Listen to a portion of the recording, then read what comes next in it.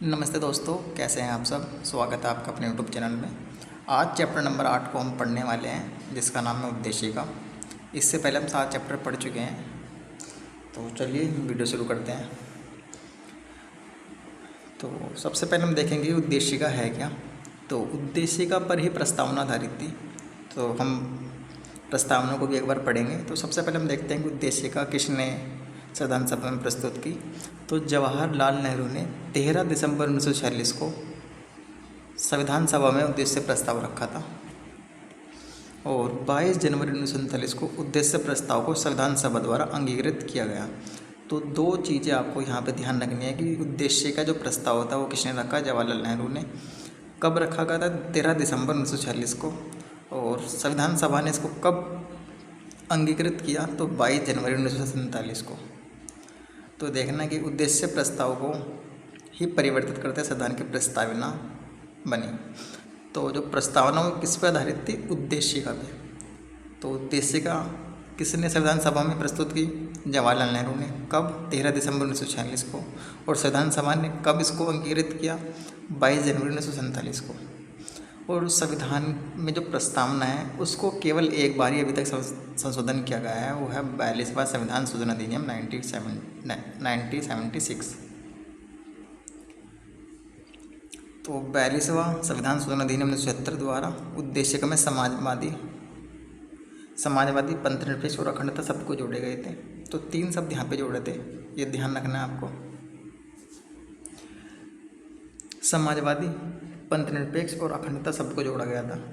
भारतीय संविधान की उद्देशिका ने भारत को एक संपूर्ण पूर्व संपन्न समाजवादी, पंथनिरपेक्ष, लोकतांत्रिक गणराज्य के रूप में परिभाषित किया है। और इसमें देखिए 3 प्रकार के न्याय हैं, हम सबको चर्चा करेंगे, इसको पढ़ेंगे हम। भारत के लोग भारत को एक संपूर्ण पूर्व संपन्न समाजवादी, पंथनिरपेक्ष, लोकतांत्रिक गणराज्य बनाने के लिए, इसके समस्त नागरिकों को सामाजिक, आर्थिक, राजनीतिक न्याय सुनिश्चित करने के लिए। तो ये सारी प्रस्तावना आपको याद होनी चाहिए, क्योंकि अगर प्रस्तावना आपको याद होगी तभी आप प्रस्तावना से संबंधित जितने भी क्वेश्चन हैं उसको सोल्व कर पाएंगे। तो 3 प्रकार के इसमें न्याय के बारे में एग्जाम में पूछा जाता है कि कितने प्रकार के न्याय हैं, सामाजिक, आर्थिक और राजनीतिक। ये 3 प्रकार के इसमें न्याय हैं। उद्देशिका संविधान के विधिक निर्वचन में सहायक है। सर अल्लादी कृष्ण स्वामी अय्यर के अनुसार उद्देशिका हमारे सपनों और विचारों का प्रतिनिधित्व करती है। के एम मुंशी ने क्या कहा? उद्देशिका हमारे प्रभुत्व संपन्न लोकतंत्रात्मक गणराज्य की जन्म कुंडली है। प्रस्तावना का संविधान का भाग केशवानंद भारती बनाम केरल राज्य 1973 में स्वीकार किया गया। कि प्रस्तावना संविधान का भाग है या नहीं है, ये कब स्वीकार किया? केशवानंद भारती बनाम केरल राज्य में 1973 में।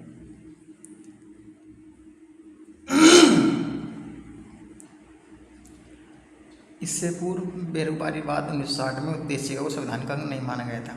मतलब एक डिबेट ये रही थी कि क्या प्रस्तावना संविधान का भाग है या नहीं है। तो बेरोजगारीवाद में जो कोर्ट ने कहा था कि इस उद्देशिका जो है आपका संविधान का अंग नहीं है, लेकिन केशवानंद भारती मामले में कहा गया कि संविधान का ये भाग है। ठीक है। तो वर्तमान स्थिति क्या है? वर्तमान स्थिति यही है कि प्रस्तावना संविधान का भाग है। आप इतना ध्यान रखिए। गोलकनाथ बनाम पंजाब राज्य 1967 के प्रकरण में उद्देशिका को संविधान की मूल आत्मा कहा गया है। और बम्बई बनाम यूनियन ऑफ इंडिया, देखिए बम्बई केस बहुत इंपॉर्टेंट है। 1994 में सुप्रीम कोर्ट ने यह अवधारणा पुनः स्पष्ट की कि उद्देशिका संविधान का भाग है तथा पंथनिरपेक्षता संविधान का मूल लक्षण है। तो जो SR बम्बई केस है वो पंथनिरपेक्षता से संबंधित है। उद्देशिका की प्रकृति न्याय योग्य नहीं है, यानी कि इसको सुप्रीम कोर्ट के माध्यम से लागू नहीं कराया जा सकता है। प्रस्तावना में 5 प्रकार की स्वतंत्रता के बारे में चर्चा की हुई है। कौन कौन सी 5 प्रकार की स्वतंत्रताएँ हैं? विचार, अभिव्यक्ति, विश्वास, धर्म और उपासना की स्वतंत्रता की बात की गई है। और 2 प्रकार की समता की बात है, प्रतिष्ठा और अवसर की समानता। प्रस्तावना को संविधान की आत्मा कहा जाता है। डॉक्टर BR अम्बेडकर ने संवैधानिक उपचारों के अधिकार को संविधान की आत्मा और हृदय माना है। यानी कि जो आर्टिकल 32 है, आर्टिकल 32 को डॉक्टर BR अम्बेडकर ने उसको संविधान की आत्मा और हृदय कहा है। के एम मुंशी ने उद्देशिका को राजनीति जन्म पत्रिका है। सुभाष कश्यप ने कहा कि संविधान शरीर है तो प्रस्तावना उसकी आत्मा। प्रस्तावना आधारशिला है। तो संविधान उस पर खड़ी अट्टालिका। डॉक्टर बी आर अम्बेडकर ने संविधान को एक पवित्र दस्तावेज कहा है। तो ये कुछ उद्देश्य के संबंधित कुछ इंपॉर्टेंट तथ्य थे। अब हम वीडियो शुरू करते हैं। तो सबसे पहले आपको देखिए, प्रस्तावना आपको याद होनी चाहिए। मैं आपको एक बार पढ़ के सुनाता हूँ और वो बिल्कुल आपको कंठस्थ होनी चाहिए, क्योंकि उसी पे एग्ज़ाम में क्वेश्चन बनते हैं। तो सबसे पहले जो शुरू होते हैं कि हम भारत के लोग भारत को एक संपूर्ण प्रभुत्व संपन्न समाजवादी पंथनिरपेक्ष और लोकतांत्रिक गणराज्य बनाने के लिए इसके समस्त नागरिकों को 3 प्रकार के न्याय हैं: सामाजिक, आर्थिक और राजनीतिक न्याय, विचार, अभिव्यक्ति, विश्वास, धर्म और उपासना की स्वतंत्रता। तो 5 प्रकार की स्वतंत्रता की बात की गई है: विचार, अभिव्यक्ति, विश्वास, धर्म और उपासना की स्वतंत्रता तथा प्रतिष्ठा और अवसर की समानता। तो 2 प्रकार की समानता है: प्रतिष्ठा और अवसर की समता प्राप्त कराने के लिए तथा उन सब में व्यक्ति गरिमा और राष्ट्र की एकता और अखंडता। तो ध्यान रखना है, व्यक्ति की गरिमा, राष्ट्र की एकता और अखंडता सुनिश्चित करने के लिए, बंधुत्व बढ़ाने के लिए दृढ़ संकल्पित होकर अपनी संविधान सभा में, और डेट यहाँ पे क्या लिखी है, 26 नवंबर 1949। तो यहाँ लिखिए 26 नवंबर 1949। तो ये ध्यान रखना कि यहाँ पे जो डेट लिखी गई है प्रस्तावना वो 26 नवंबर 1949 है। तो बी है, 26 नवंबर 1949 को एतद द्वारा हम इस संविधान को अंगीकृत, अधिनियमित और आत्मा अर्पित करते हैं। तो 2 चीज़ें आपने यहाँ पे देखी है कि पहली इसमें 3 प्रकार की न्याय हैं। 3 प्रकार की कौन कौन से न्याय? सामाजिक, आर्थिक और राजनीतिक। और 5 प्रकार की स्वतंत्रता है: विचार, अभिव्यक्ति, विश्वास, धर्म और उपासना की स्वतंत्रता। 2 प्रकार की समता है: प्रतिष्ठा और अवसर की समता, और व्यक्ति की गरिमा, राष्ट्र की एकता और अखंडता। ये चीज़ें आपको ध्यान रखनी है। और यहाँ पर डेट क्या लिखी है, इसको कब आत्मार्पित किया गया, अधिनियमित किया गया? 26 नवंबर 1949 को। ठीक है, जब संविधान दिवस भी इसको मनाते हैं हम 26 नवंबर को। तो उसका राइट आंसर होगा बी। आगे बढ़ते हैं। देखिए, यह भारतीय संविधान के उद्देश्य का है, जिसमें भारतीय राज्य व्यवस्था के स्वरूप, आदर्श और उद्देश्य का उल्लेख किया गया है। इसमें उस तिथि का उल्लेख भी किया गया है जिस दिन भारतीय संविधान को स्वीकार किया गया। तो 26 नवंबर 1949 की डेट इसमें मेंशन है। आगे बढ़ते हैं। अब क्वेश्चन नंबर 2 आप देखेंगे, भारतीय गणतंत्र की 26 जनवरी 1950 को सही संवैधानिक वस्तुस्थिति क्या थी जब संविधान लागू किया गया? तो प्रस्तावना के बारे में है। तो लोकतंत्रात्मक गणराज्य, देखिए चारों को आराम से पढ़ना है। ये देखिए यूपीएससी में भी 2023 से 24 में पूछा गया था क्वेश्चन। हमें बताने की 26 जनवरी 1950 को जो प्रस्तावना थी, मूल रूप से प्रस्तावना कैसी थी हमें ये बताना है। वस्तु स्थिति लिखा है ना यहाँ पे। तो लोकतंत्रात्मक गणतंत्र, ठीक है, 4 ऑप्शन पड़ेंगे: संपूर्ण प्रभुत्व संपन्न धर्मनिरपेक्ष लोकतंत्रात्मक गणराज्य, संपूर्ण प्रभुत्व संपन्न लोकतंत्रात्मक गणराज्य, संपूर्ण प्रभुत्व संपन्न समाजवादी पंथनिरपेक्ष लोकतंत्रात्मक गणराज्य। देखिए, अगर आप बी और डी को पढ़ेंगे तो धर्मनिरपेक्ष, और आपका इसमें भी धर्मनिरपेक्ष लिखा है और समाजवादी लिखा है। तो ये कथन या ये शब्द कब जोड़े गए थे? ये जोड़े गए थे आपके 42वें संविधान शोधन अधिनियम 1976 को। ठीक है, तो 42वें संविधान शोधन अधिनियम 1976 के माध्यम से समाजवादी पंथनिरपेक्ष और अखंडता शब्द को जोड़ा गया था। तो क्या बी और डी आंसर होगा? तो बी और डी तो एलिमिनेट कर दीजिए, ये आंसर नहीं होगा, क्योंकि यहाँ पे बात कब की गई है कि 1950 में क्या स्थिति थी। तो 1950 में थी संपूर्ण प्रभुत्व संपन्न लोकतंत्रात्मक गणराज्य। तो उसका राइट आंसर क्या होगा? सी इसका राइट आंसर है। 26 जनवरी 1950 को भारतीय गणतंत्र की संवैधानिक वस्तुस्थिति भारतीय संविधान के तत्कालीन उद्देश्य के अनुसार संपूर्ण प्रभुत्व संपन्न लोकतंत्रात्मक गणराज्य थी, समाजवादी पंथनिरपेक्ष और अखंडता शब्द इसमें 42वें संविधान शोधन अधिनियम 1976 को जोड़े गए थे। आगे बढ़ते हैं। क्वेश्चन नंबर आप 3 को देखिए और इसको सोल्व करने की कोशिश कीजिए। देखिए 2021 में पूछा था, यूपीएससी ने यहाँ से सवाल पूछा है और बिल्कुल रिपीट है कि 26 जनवरी 1950 को भारत के वास्तविक संविधान की स्थिति क्या थी। आपको पता है कि पंथनिरपेक्ष और समाजवादी ये तो आपके 42वें संविधान शोधन अधिनियम 1976 के मदद से जोड़े गए थे। तो इसका राइट आंसर होगा बी। आगे बढ़ते हैं। देखिए अगला क्वेश्चन आपका, भारत के संविधान के निर्माताओं का मत निम्नलिखित में से किस में प्रतिबिंबित होता है। तो संविधान के निर्माताओं का मत, देखिए 4 ऑप्शन आराम से पढ़ना है। बहुत सारे बच्चे DPSB भी लगा सकते हैं इसमें, जो कि गलत होगा, ठीक है। तो ध्यान से इत्मीनान से पढ़ना है। इसमें कह रही कि भारतीय संविधान के निर्माताओं का मत प्रतिबिंबित होता है, तो प्रस्तावना से, उद्देशिका से, तो राइट आंसर होगा ए। भारत के संविधान के निर्माताओं का मत उद्देशिका द प्रीम्बल में प्रतिबिंबित होता है। यह संविधान निर्माताओं की मनस्थिति को समझने की एक कुंजी है। यह संविधान निर्माताओं के सिद्धांतों एवं आदर्शों को प्रदर्शित करता है। संविधान की प्रस्तावना ने देश की नीति को आकार देने में प्रमुख भूमिका निभाई है। और ये डेट आपको ध्यान रखनी है, 13 दिसंबर 1946 को संविधान सभा में जवाहरलाल नेहरू ने प्रस्ताव प्रस्तुत किया था, जिसको 22 जनवरी 1939 को पारित कर दिया था। इसे ही परिवर्तित करके संविधान की प्रस्तावना हमने बनाई। आगे बढ़ते हैं, क्वेश्चन नंबर 5 को देखेंगे। देखिए सवाल आ गया वही जो मैं आपको बता रहा था कि कितने प्रकार के न्याय हैं, कितने प्रकार की स्वतंत्रता है, और समानता कितने प्रकार की है, और भ्रातृत्व, ठीक है। तो आप पढ़ेंगे कि भारत के संविधान के प्रस्तावना में कितने प्रकार के न्याय, हमने अभी पढ़ा है 3 प्रकार की, सामाजिक, आर्थिक, राजनीतिक। स्वतंत्रता आपको पता है 5 प्रकार की स्वतंत्रता के बारे में हमने चर्चा करी है। कौन सी? विचार, अभिव्यक्ति, धर्म, विश्वास और उपासना। तो 3 और 5, अगर आपको इतना भी पता है, बेशक समानता ना पता हो लेकिन पता होना चाहिए, आपको प्रस्तावना पूरी याद होनी चाहिए। तो 3 5, पहले 3 फिर 5, तो ए राइट आंसर होगा। 2 प्रकार की समानता है, प्रतिष्ठा और अवसर की समानता,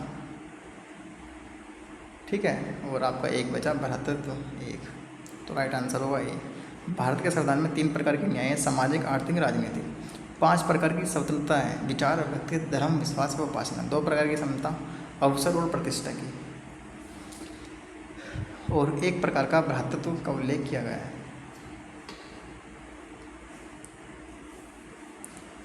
अब जो नेक्स्ट क्वेश्चन है उसको देखते हैं। अगला क्वेश्चन है कि भारतीय संविधान की प्रस्तावना के सिलसिले में निम्नलिखित में से कौन सा क्रम सही है। तो जब हम प्रस्तावना पढ़ते हैं तो हम भारत के लोग भारत को एक संपूर्ण प्रभुत्व संपन्न समाजवादी पंथ निरपेक्ष, तो हम देखते हैं गणतंत्र जनवादी, तो ए तो नहीं है। सार्वभौमिक, संपूर्ण प्रभुत्व संपन्न समाजवादी, जनवादी, धर्मनिरपेक्ष, तो बी भी नहीं है। और तो सी डी, ये सब इसमें ठीक से क्रम नहीं दे रखा है। तो जब हम संविधान की प्रस्तावना पढ़ते हैं तो सबसे पहले क्या पढ़ते हैं कि हम भारत के लोग भारत को एक संपूर्ण, सबसे पहले क्या, संपूर्ण प्रभुत्व संपन्न। पहला जो आपका हाईलाइट या सबसे पहला जो कीवर्ड है वो आपका संपूर्ण प्रभुत्व संपन्न, संपूर्ण। तो संपूर्ण प्रभुत्व संपन्न को देखेंगे, फिर उसके बाद समाजवादी आएगा, फिर पंथ निरपेक्ष आता है, फिर लोकतंत्रात्मक गणराज्य, लोकतंत्रात्मक गणराज्य। तो हम इसको देखेंगे एक बार।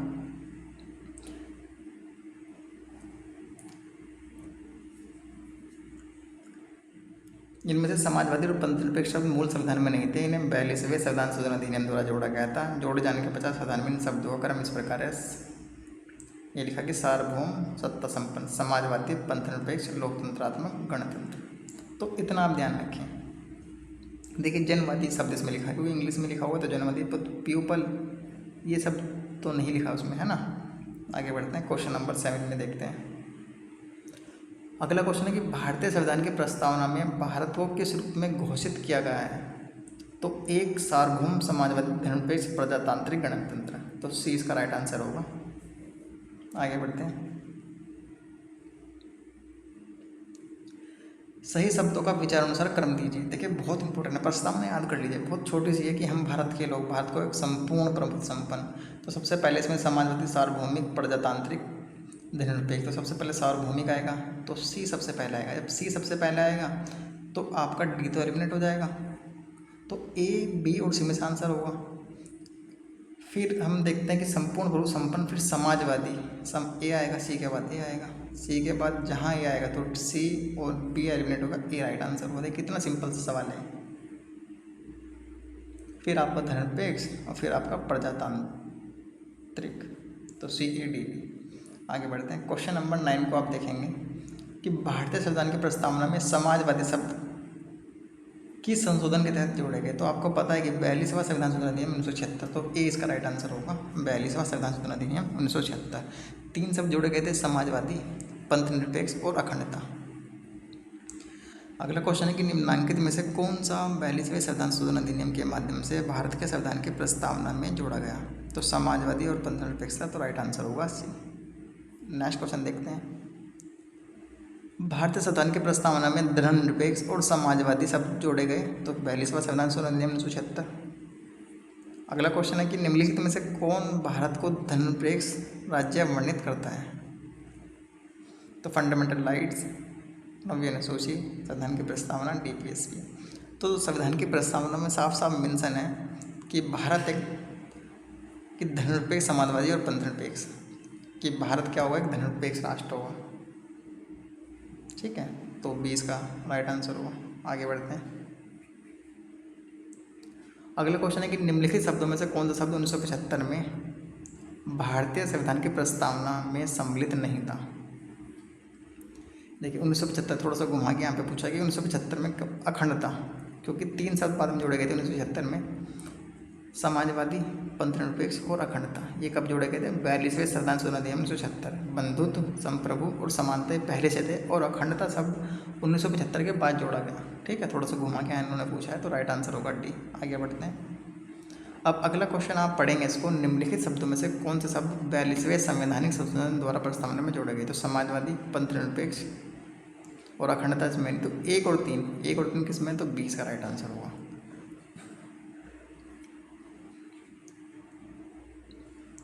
अब क्वेश्चन नंबर 15 आप देखेंगे कि संविधान की उद्देशिका के संबंध में निम्न कथनों पर विचार करना है और दिए गए कोड की सहायता से बताइए इनमें से कौन सा सही है। ठीक है, सही पूछा है हमें, तो हमें बताना है। तो पहला आप पढ़ेंगे कि पंडित नेहरू द्वारा प्रस्तुत ऑब्जेक्टिव प्रस्ताव अंततोक्तवा उद्देशिका बना। तो ये बात आपकी बिल्कुल ठीक है कि जो नेहरू ने उद्देशिका प्रस्ताव संविधान सभा में रखा था वही बाद में प्रस्तावना बना। तो पहली बात आपकी ठीक है, पहली ठीक है। तो आप सेकंड पढ़ते हैं, जब पहली ठीक है तो हम देखते हैं कि पहला किस में है। सबसे पहले जो हमें 100% श्योर हो जिसके लिए, तो उसको हम ऑप्शन में देखते हैं। तो डी तो आंसर नहीं होगा क्योंकि इसमें 1 नहीं है। अब दूसरा पढ़ेंगे, इसकी प्रकृति न्याय योग्य नहीं। तो ये बात बिल्कुल ठीक है कि प्रस्तावना को कोर्ट के माध्यम से लागू नहीं कराया जा सकता, इस बात को आप ध्यान रखें। ठीक है, तो दूसरा भी ठीक है। इसका संशोधन नहीं, तो तीसरी बात गलत है, इसको संशोधन किया जा सकता है कि 42वां संविधान अधिनियम 1976 के माध्यम से संशोधन इसमें किया गया है। तो 1, 2, 3 इसमें नहीं होगा, तो ये हटा दीजिए। संविधान के विशिष्ट प्रावधानों को यह रद्द नहीं कर सकता, तो ओवरराइड नहीं कर सकता, तो ये बात भी ठीक है। तो 1, 2, 4। अब देखिए 2 और 4 एकदम बिल्कुल 2 की व्याख्या एकदम 4 करता है, क्योंकि 2 में क्या कहा है, इसकी प्रकृति न्याय योग्य नहीं है। ठीक है, तभी तो ये संविधान के अन्य प्रावधान को मतलब ओवरराइड नहीं करता है ना। तो 1, 2, 4 आंसर सही होगा, तो बी 20 का राइट आंसर है। आगे बढ़ते हैं।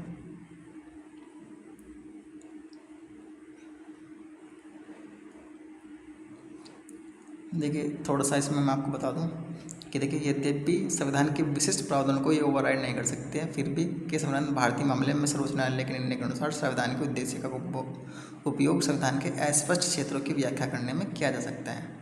उद्देश्य में संशोधन या तथा संभव हो सकता है, संभव है ना। 42वें संविधान शोधन अधिनियम 1976 द्वारा समाजवादी, पंथ निरपेक्ष और अखंडता शब्द जोड़े गए। उद्देश्य का संविधान के स्पष्ट प्रावधान को रद्द नहीं कर सकती है, इसका उपयोग भ्रम को दूर करने में किया जाता है। उद्देश्य का उपयोग इस निष्कर्ष के समर्थन में किया जाता है कि संविधान के मूल ढांचे में कोई परिवर्तन नहीं किया गया है। अब नेक्स्ट क्वेश्चन को देखते हैं, क्वेश्चन नंबर 16। संविधान की प्रस्तावना का विधिक स्वरूप क्या है? देखिए विधिक स्वरूप का मतलब है कि क्या प्रस्तावना को कोर्ट के माध्यम से लागू कराया जा सकता है या नहीं। मैंने आपको पहले बता दिया है कि संविधान की जो प्रस्तावना है उसे कोर्ट के माध्यम से लागू नहीं कराया जा सकता, जैसे कि हम फंडामेंटल राइट्स को कराते हैं। क्या डीपीएसपी को लागू कराया जा सकता है? नहीं। क्या फंडामेंटल ड्यूटीज़ को लागू कराया जा सकता है? नहीं। तो आप ध्यान रखें कि प्रस्तावना को भी कोर्ट के माध्यम से लागू नहीं कराया जा सकता, तो उसका राइट आंसर होगा यह लागू नहीं किया जा सकता। तो 20 का राइट आंसर है। अब अगला क्वेश्चन आप देखिए कि भारतीय संविधान के उद्देश्य में संशोधन किया गया था, केवल एक ही बार संशोधन इसमें किया गया है।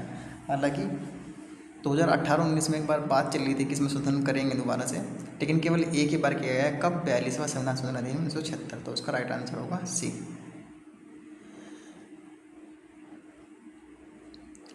अब नेक्स्ट क्वेश्चन है कि समाजवादी शब्द उद्देश्यगत में जोड़ा गया, तो ये राइट आंसर है। बहुत सिंपल क्वेश्चन है। आगे बढ़ते हैं। क्वेश्चन नंबर 19 भी आप देखेंगे कि भारतीय संविधान की प्रस्तावना में समाजवादी शब्द, राइट आंसर बी है। अगला सवाल है कि 26 नवंबर 1949 को अंगीकृत भारतीय संविधान की प्रस्तावना में शब्द सम्मिलित नहीं थे। तो आपको पता है कि समाजवादी, पंथनिरपेक्ष और अखंडता ये बाद में जोड़े गए। कब? 42वां संविधान संशोधन अधिनियम 1976। तो 1, 2, 3, तो राइट आंसर होगा ए। आगे बढ़ते हैं। क्वेश्चन नंबर 21 को अगर आप देखेंगे कि भारतीय संविधान की प्रस्तावना में पंथनिरपेक्ष शब्द कब जोड़ा गया, तो आप ध्यान रखना है कि 42वें संविधान संशोधन अधिनियम 1976 के माध्यम से जोड़ा गया। तो राइट आंसर होगा बी। नेक्स्ट क्वेश्चन है 22। भारत के संविधान के आमुख का लक्ष्य है उसके सभी नागरिकों के लिए सुनिश्चित करना। आमुख का मतलब प्रस्तावना।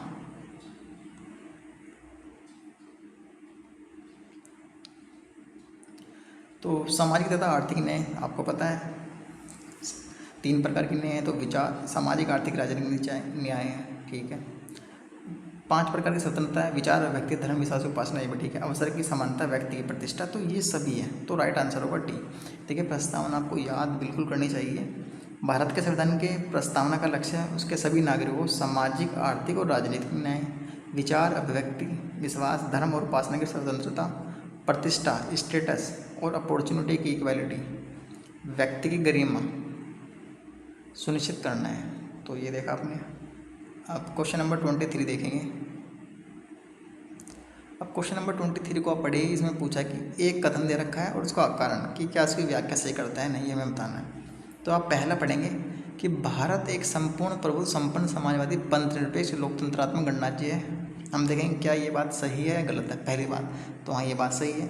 अब हम इंडिविजुअली देखना है सेकंड वाला कि कारण अपना में सही है या गलत।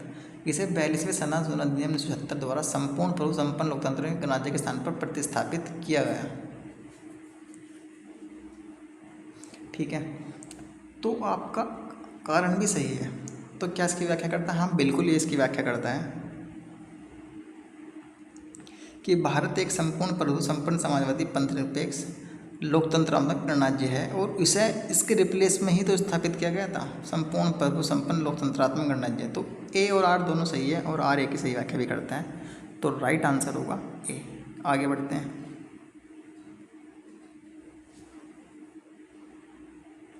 अब क्वेश्चन नंबर 24 है, भारत में लौकिक सार्वभौमिकता है क्योंकि संविधान की प्रस्तावना आरंभ होती है हम भारत के लोक शब्दों से। तो आंसर होगा डी।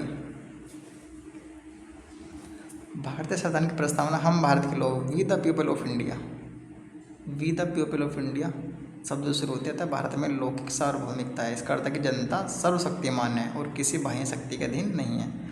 अब क्वेश्चन नंबर 25 है, हम भारत के लोग, we the people of India शब्दों का प्रयोग भारतीय संविधान में कहाँ किया गया है? तो संविधान की प्रस्तावना में। तो उसका डी राइट आंसर होगा। आगे बढ़ते हैं। क्वेश्चन नंबर 26 को आप देखिए कि सभी व्यक्ति पूर्णतः और समान रूप से मानव है, ये सिद्धांत जाना जाता है। तो सार्वभौमिकता, तो राइट आंसर होगा ए। सभी व्यक्ति पूर्णतः और समान रूप से मानव है, यह सिद्धांत सार्वभौमिकतावाद के नाम से जाना जाता है। इस सिद्धांत के अनुसार सभी व्यक्तियों को उनके मानव अधिकार समान रूप से बिना किसी विभेद के उपलब्ध होने चाहिए। अगला क्वेश्चन है कि भारत के संदर्भ में निम्न में से कौन धर्मनिरपेक्ष शब्द का सही भाव व्यक्त करता है? देखिए, धर्मनिरपेक्ष या पंथनिरपेक्ष का मूल मतलब साधारण भाषा में क्या है कि जो भारत है, जो हेड है, हेड ऑफ स्टेट, मतलब राज्य का प्रमुख नहीं, सॉरी, जो राज्य है, राज्य का कोई धर्म नहीं है। मतलब भारत का कोई घोषित धर्म नहीं है कि भारत ने कोई, ऐसे हमने कोई राष्ट्रभाषा घोषित नहीं कर रखी है, ठीक है। तो ऐसे हमने कोई भारत का धर्म घोषित नहीं कर रखा है कि भारत हिंदू है, मुस्लिम, हमने कोई नहीं कर रखा है। तो धर्मनिरपेक्ष इस मामले में है कि भारत में राज्य का कोई धर्म नहीं है। तो डी इसका राइट आंसर होगा। आगे बढ़ते हैं। निम्नलिखित में से कौन सा शब्द भारतीय संविधान के प्रस्तावना में उल्लेखित नहीं है?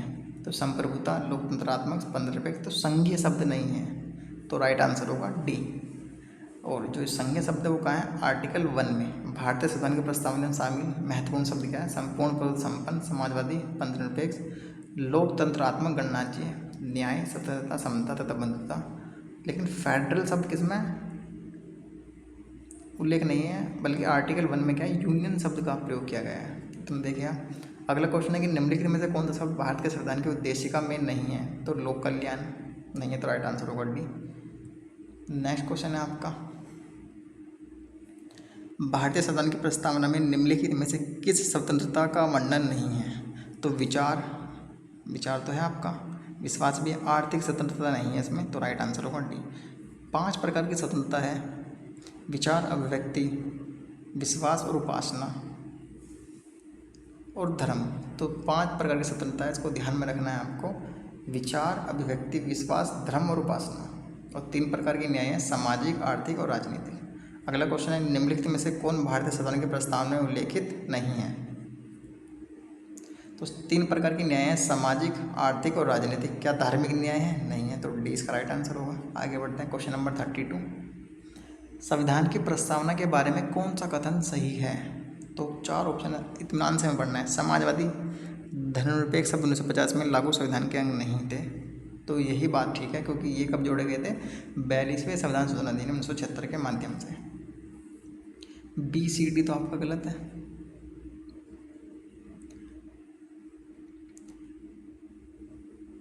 अब देखिए नेक्स्ट क्वेश्चन है 33, देखिए कितनी बार ये परीक्षाओं में आया हुआ है। भारतीय संविधान का कौन सा भाग संविधान की आत्मा कहा जाता है?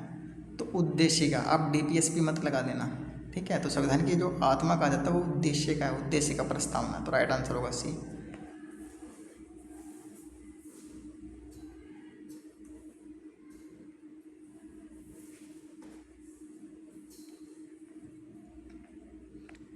अब क्वेश्चन नंबर 34 को आप देखेंगे कि निम्नलिखित में से किसने भारतीय संविधान की प्रस्तावना को हमारे संप्रभु प्रजातांत्रिक गणतंत्र की जन्म कुंडली कहा है? तो के एम मुंशी ने, तो के एम मुंशी ने वाली बात कही है, तो उसका राइट आंसर होगा डी। नेक्स्ट क्वेश्चन है, संविधान को एक पवित्र दस्तावेज किसने कहा है? तो डॉक्टर बी आर अम्बेडकर ने, डॉक्टर बी आर अम्बेडकर ने भारतीय संविधान को एक पवित्र दस्तावेज कहा है। आगे बढ़ते हैं, क्वेश्चन नंबर 36 को देखते हैं। किस वाद के फैसले में सुप्रीम कोर्ट ने सर्वप्रथम घोषित किया कि उद्देशिका संविधान का हिस्सा नहीं है? तो मैंने आपको बताया, अभी पीछे हमने एक्सप्लेनेशन में पढ़ा था, बेरोबारी यूनियन के वाद में, बेरोबारी यूनियन वाद था 1960 में हुआ था। इसमें कहा था कि संविधान का भाग नहीं है उद्देशिका, लेकिन केशवानंद भारती मामले में बेरोबारी वाद को पलट दिया और कहा कि उद्देशिका संविधान का भाग है, तो उसका जो राइट आंसर होगा ए।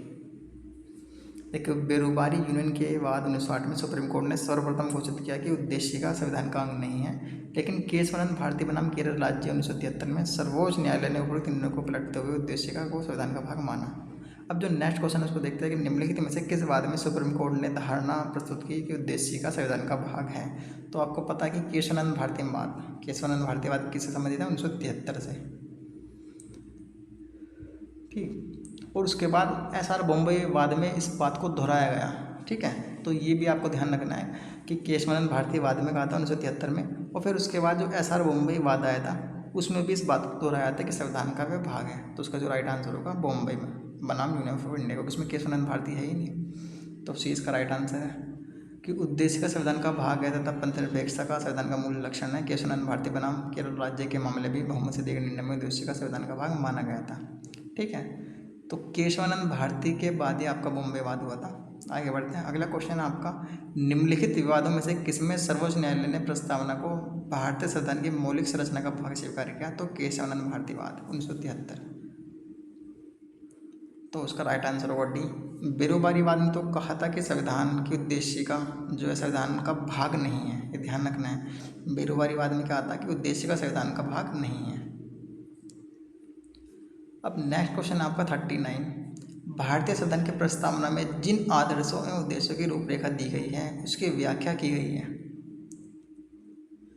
तो आप सी पढ़ेंगे, मूल अधिकारों, राज्य के नीति निर्देशक सिद्धांतों, मौलिक कर्तव्यों के अध्याय में, ठीक है। क्योंकि जो प्रस्तावना में कई सारी चीज़ें हैं, क्या क्या, सामाजिक, आर्थिक, राजनीतिक न्याय, ठीक है। तो सामाजिक, आर्थिक, राजनीतिक न्याय क्या मूल अधिकार में नहीं है? क्या केवल डीपीएसपी में नहीं है? तो मूल अधिकार में आपका कुछ डीपीएसपी में चीज़ें हैं और कुछ आपके फंडामेंटल ड्यूटीज़ में है, ठीक है। तो सी इसका राइट आंसर होगा। अब क्वेश्चन नंबर 40 को आप देखिए कि निम्नलिखित में से कौन एक भारतीय संविधान के उद्देश्य को वो प्रतिबिंबित करता है? तो संविधान की प्रस्तावना। अगला क्वेश्चन है कि भारत के संविधान की उद्देशिका में कितने प्रकार के न्याय की व्यवस्था की गई है? तो 3, सामाजिक, आर्थिक और राजनीतिक न्याय। तो सामाजिक, आर्थिक और राजनीतिक न्याय के बारे में इसमें चर्चा है। क्वेश्चन नंबर 42 को आप देखिए, भारतीय संविधान की प्रस्तावना में इसके सभी नागरिकों को कौन सा न्याय प्रदान करने की व्यवस्था की गई है? तो 3 प्रकार की न्याय, सामाजिक, आर्थिक, राजनीतिक न्याय। तो डी इसका राइट आंसर होगा। अगला क्वेश्चन है, भारत के संविधान के उद्देशिका में से एक के रूप में आर्थिक न्याय को बंद किससे लिया गया है? तो आर्थिक न्याय कहाँ कहाँ है बताना क्या? उद्देशिका और मूल अधिकार। क्या मूल अधिकार में है? नहीं है। उद्देशिका और डीपीएसपी, तो बी राइट आंसर होगा। डीपीएसपी में भी तो आर्थिक न्याय के बारे में चर्चा है। फंडामेंटल राइट्स नहीं, तो उसका आंसर होगा आपका बी इसका राइट आंसर है। आगे बढ़ते हैं। अब क्वेश्चन नंबर 44 को आप पढ़िए कि भारत के संविधान की उद्देशिका। देखिए बहुत इंपॉर्टेंट क्वेश्चन है, ये बहुत ज़्यादा डिबेटेबल क्वेश्चन ये रहा था जब एग्ज़ाम में आया था। तो हमें बताना है कि उसके बारे में कि क्या उसका कोई विधिक प्रभाव है या नहीं है, संविधान की जो प्रस्तावना है। तो पहले मैं आपको बता चुका हूँ कि उसका कोई विधिक प्रभाव नहीं है। विधिक प्रभाव का मतलब है कि उसको संविधान के माध्यम से लागू नहीं कराया जा सकता, उसे सुप्रीम कोर्ट के माध्यम से लागू नहीं कराया जा सकता। ठीक है, अब इसमें पढ़ेंगे हम। तो ABCD संविधान का भाग है किंतु कोई विधिक प्रभाव नहीं रखती है। ठीक है, इसको रोक लेते हैं एक बार। ये को संविधान का भाग नहीं है और कोई विधिक प्रभाव भी नहीं रखती है, तो बी तो आपका गलत हो गया। क्यों? क्योंकि संविधान का तो भाग है वो। सी पढ़ेंगे संविधान का भाग है और वैसे ही विधिक प्रभाव रखती है जैसा कि उसका कोई अन्य भाग, तो सी एलिमिनेट हो गया कि बिल्कुल भी ऐसा प्रभाव नहीं रखती वो। डी पढ़ेंगे आप, संविधान का भाग है किंतु उसके अन्य भागों से स्वतंत्र होकर उसका कोई विधिक प्रभाव नहीं है। तो ए और डी में से आपको चूज करना है। तो ए और डी में से जो सबसे बेस्ट ऑप्शन है आपको वो डी है। क्यों? संविधान का तो वह भाग है लेकिन उसका कोई विधिक प्रभाव अपने आप में नहीं है, लेकिन उसके अंदर जो टर्म लिखी गई है उसको तो हम लागू या उसका तो हम विधिक प्रभाव रख सकते हैं। ठीक है, तो इसका जो राइट आंसर होगा डी होगा। केशवानंद भारती बनाम केरल राज्य वाद 1973 में सुप्रीम कोर्ट ने की वृत्तपीठ ने निर्णय दिया कि उद्देशिका संविधान का भाग है। ऐसा सर्वोच्च न्यायालय ने बेरोबार यूनियन 1960 के प्रकरण में दिए गए निर्णय को पलट दिया था। उसमें कहा था संविधान का भाग नहीं है। ठीक है, इसमें आपने देखा। और इसमें कि इस प्रकार उद्देशिका संविधान का भाग है तथा संविधान के अन्य भागों के निर्वचन में इसकी सहायता ली जा सकती है, किंतु संविधान के अन्य भागों से स्वतंत्र होकर उसका उद्देश्य का कोई विधिक प्रभाव नहीं है। तो ये हम पहले पढ़ चुके हैं कि उसके निर्वचन में अन्य भागों का मतलब अगर हमें कुछ स्पष्टता लेनी है तो उसका हम प्रयोग कर सकते हैं, लेकिन वैसे उसका कोई विधिक प्रभाव नहीं है। तो आंसर क्या होगा? डी। आगे बढ़ते हैं। क्वेश्चन नंबर 45 को देखिए कि संविधान में दिया गया आमुख न्यायालय में लागू नहीं है। तो पहली बात तो ठीक है आपकी, तो बी और डी हट गया। महत्वपूर्ण और उसकी उपयोगिता है तो 1 और 2 बिल्कुल ठीक है। शासन करने के उद्देश्य को लिखित करता है, संविधान के कानूनी अर्थ निर्णय में सहायता करता है, तो 1 और 2 तो बिल्कुल ठीक है। 3rd और 4th भी इसमें ऑप्शन में नहीं है। तो आगे बढ़ते हैं। क्वेश्चन नंबर 46 को आप पढ़ेंगे कि निम्न में से कौन सा कथन सही है? सामाजिक समानता संविधान में प्रत्याभूत नहीं है, तो ये तो गलत है आपका। देश में सामाजिक समानता पहले से विद्यमान थी, तो बी गलत है। कहाँ समानता विद्यमान थी? सी पढ़ेंगे सामाजिक समानता संविधान में प्रत्याभूत है, तो सी इसका राइट आंसर है। 14 से 18 तक का आर्टिकल है फंडामेंटल राइट्स में, तो उसका आंसर होगा सी। तो प्यारे साथियों, ये हमने जो प्रस्तावना है उससे रिलेटेड जितने भी क्वेश्चन थे उसको देखें। नेक्स्ट वीडियो में हम शासन प्रणाली मतलब भारत में कैसा पार्लियामेंट्री सिस्टम है या प्रेसिडेंशियल सिस्टम है उसको चर्चा करेंगे। उससे रिलेटेड जितने भी क्वेश्चन है उसको देखेंगे। अगर आपको वीडियो अच्छी लगी तो प्लीज़ कमेंट में जरूर बताएं। नेक्स्ट वीडियो मिलते हैं, तब तक के लिए थैंक यू फॉर वॉचिंग।